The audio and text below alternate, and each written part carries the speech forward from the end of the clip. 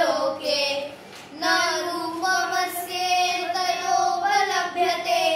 नान्तो न चार्दे न च सम्प्रतिष्ठा अश्वत्थमेनं सुविरूढमूलम् असङ्गशस्त्रेण दृढेन चित्वा ततः पदं तत्परिमार्गितव्यं यस्मिन् गता न निवर्तन्ति भूयः तमेव चाद्यं पुरुषं प्रपद्ये यतः